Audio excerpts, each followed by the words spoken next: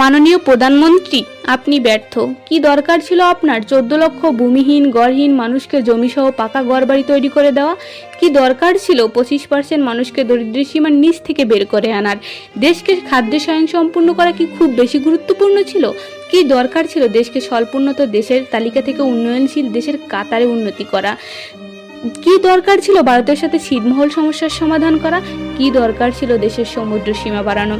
কি দরকার ছিল রাজাকারের বিচার করা? কি দরকার ছিল বঙ্গবন্ধু হত্যার বিচার করা?